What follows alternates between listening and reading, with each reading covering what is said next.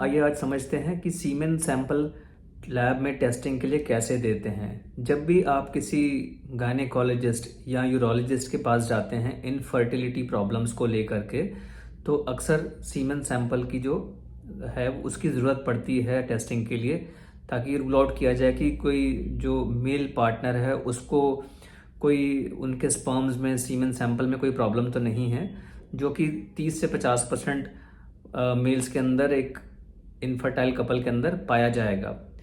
तो ये बहुत ज़रूरी चीज़ है कि जो हम सीमेन सैंपल है वो हम प्रॉपरली दें, ताकि जो है स्पर्म्स की टेस्टिंग प्रॉपर हो पाए और सही तरीके से उसका इलाज हो पाए। तो सबसे पहले ये जानें कि जो कंटेनर है जिसमें सीमेन सैंपल देना है वो उसी लैब से लें, अपने घर में किसी कंटेनर में कलेक्ट ना करें। कई बार घर में पड़े होते हैं, कोई पुराने कंटेनर्स पड़े होते हैं, उसके अंदर सैंपल देने से वो सैंपल ख़राब हो जाएगा, फॉल्स रिपोर्ट्स आएंगी। दूसरी चीज़, जो सीमेन सैंपल है वो मैस्टरबेशन द्वारा दिया जाता है। तो उसके अंदर क्या ज़रूरी है, सबसे पहले जो है अपना हाथ जो है साबुन पानी से धोएं और अपने जो जेनिटल एरिया है, अगर आप सरकमसाइज्ड हैं तो उस एरिया को जो है साबुन पानी से वॉश करें। अगर सरकमसिजन नहीं हुआ है, सुन्नत नहीं हुआ है, तो आगे का जो फोर स्किन है, जो लूज चमड़ी है, उसको पीछे करें और उतने एरिया को साबुन पानी से वॉश कर सकते हैं। जो सैंपल है वो कंटेनर के अंदर पूरा देना है। मैस्टरबेशन करने के बाद जितना भी स्पर्म सीमेन बाहर निकलता है वो पूरा का पूरा उस डब्बी के अंदर जाना चाहिए। और बाहर गिरने से क्या होगा कि अगर वो बाहर गिर जाता है तो वो सीमेन सैंपल सफिशिएंट नहीं होगा, उसके अंदर फॉल्स रिपोर्ट्स आ सकती हैं। दूसरी चीज़ कि 2 से 3 दिन पहले जो है सेक्स या मैस्टरबेशन नहीं करना है, और लेकिन हफ्ते से ज़्यादा का भी गैप नहीं आना चाहिए। ऐसा नहीं है कि हफ्ते भर से हमने मैस्टरबेशन या सेक्स नहीं किया और सीमेन सैंपल हम देने जा रहे हैं तो उसके अंदर भी रिपोर्ट गलत आएगी, और अगर हम 2 या 3 दिन से पहले भी हम सैंपल दे रहे हैं तो उसके अंदर भी रिपोर्ट गलत आने की संभावना है।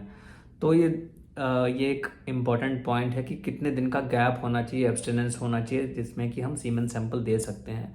मान लीजिए अगर हम सैंपल दे रहे हैं, डब्बी के अंदर जो सैंपल कलेक्शन वाली जो बॉटल थी उसके अंदर पूरा नहीं गया है, आधा बार गिर गया है, तो ऐसी कोशिश ना करें कि उसको हम कलेक्ट करने की कोशिश कर रहे हैं डब्बी के अंदर, वो एक गलत होगा, उसके अंदर जो है फॉल्स रिपोर्ट्स आएंगी।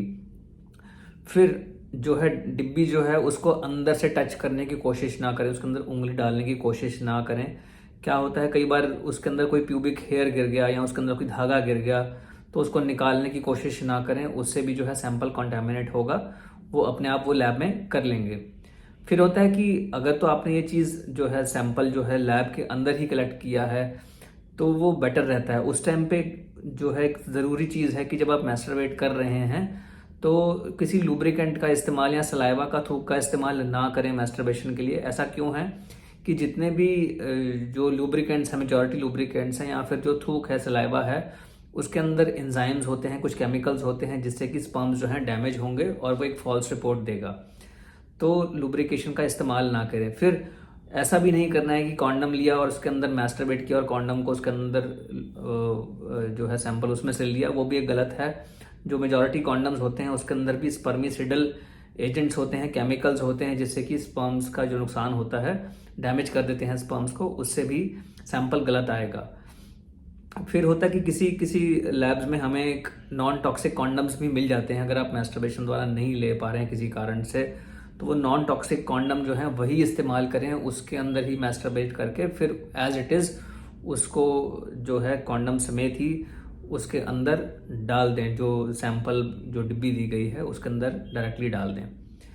तो अगर आप घर से दे रहे हैं सैंपल तो उसमें एक चीज़ का ध्यान रखना बहुत ज़रूरी है कि जो स्पर्म्स जो होते हैं वो बड़े टेम्परेचर सेंसिटिव होते हैं। मान लीजिए अगर गर्मी बहुत ज़्यादा है, सर्दी बहुत ज़्यादा है, या फिर वो सैंपल को टेस्टिंग करने में बहुत डिले है, अगर आपके घर से लैब बहुत दूर है, तो आम तौर पे जब तक सैंपल वो लैब में पहुंचेगा तब तक उसको डैमेज हो चुका होगा या नुकसान हो चुका होगा। तो उसको जो है लैब जो है आपके घर के पास हो, ऐसे लैब में दीजिए।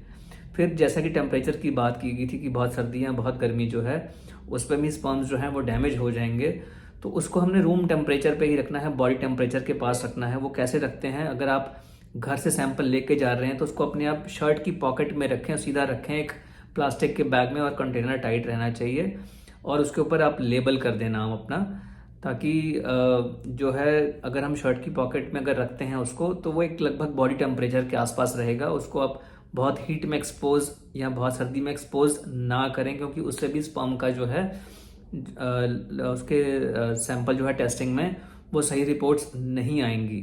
और ये जो सीमेन स्पर्म पैरामीटर्स हैं, ये इनकी रिपोर्ट आनी सही ज़रूरी है, क्योंकि उसके हिसाब से ही आगे जो है इनफर्टिलिटी का ट्रीटमेंट होगा। तो हमेशा जो है सैंपल इसी तरीके से लें और एक अच्छे लैब में दें, ताकि सही रिपोर्ट आ सके और इनफर्टिलिटी का जो है सही तरीके से मैनेजमेंट, उसका इलाज सही तरीके से हो सके। मैं डॉक्टर अमन गुप्ता, यूरोलॉजिस्ट और male sexual health expert, Delhi और गुड़गांव में स्थित।